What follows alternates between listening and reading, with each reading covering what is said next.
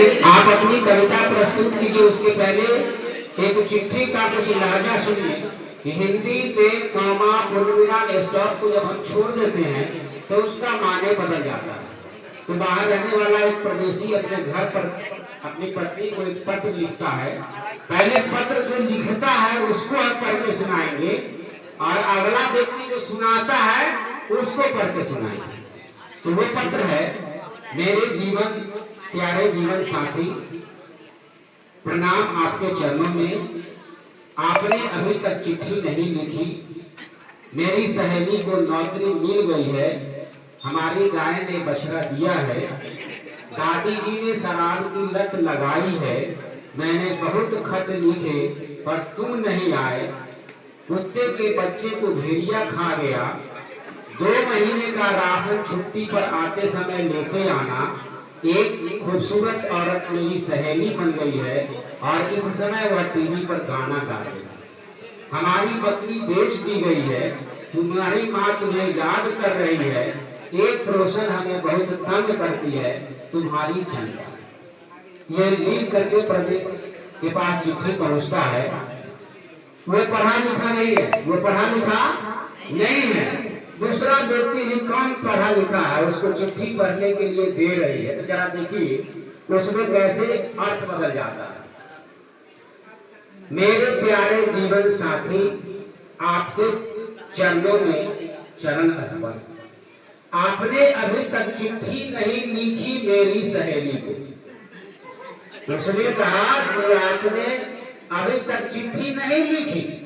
वो gamma full stop को छोड़ दिया हुआ कहता है कि आपने अभी तक चिट्ठी नहीं लिखी मेरी सहेली को। नौकरी मिल गई है मेरी गाय, नौकरी मिल गई है हमारी गाय को, बछड़ा दिया है दादी ने, शराब की लत लगाई है, शराब की लत लगाई है मैंने।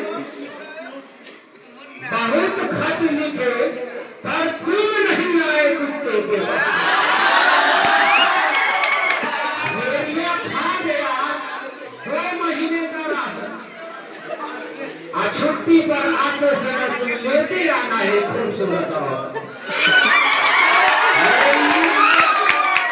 मेरी सहेली बन गई है और इस समय टीवी पर गाना गा रही है और बेच दी गई है तुम्हारी माँ।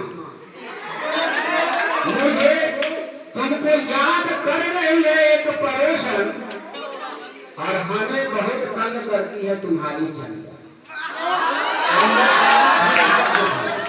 यहाँ रहस्य को समझिए। चिट्ठी में लिखा गया था कि आपने अभी तक चिट्ठी नहीं लिखी, ये फुल स्टॉप था। और दूसरी पंक्तियां में था कि मेरी सहेली को नौकरी मिल गई है। उस अधूरे ज्ञान वाले ने इसको समेट के पढ़ लिया कि आपने अभी तक चिट्ठी नहीं लिखी मेरी सहेली। तो इस तरह से फुल स्टॉप कॉमा फुल विराम यदि आप भूल जाइएगा तो लेख भी आपका बदल जाएगा, लेख का क्या हो जाएगा, बदल जाएगा। इसलिए हिंदी बहुत ही कठिन भाषा है। हिंदी में अर्धविराम, पूर्ण विराम, चंद्र बिंदु, ये जितनी भी सारी चीजें हैं उसका निश्चित रूप से ध्यान देते हुए हिंदी भाषा का आप अध्ययन करिए। और अगले हैं अनुक्रिया। अनुक्रिया अपनी कविता के साथ, इसके बाद तैयार रहेंगे ऋचा रानी और साम्या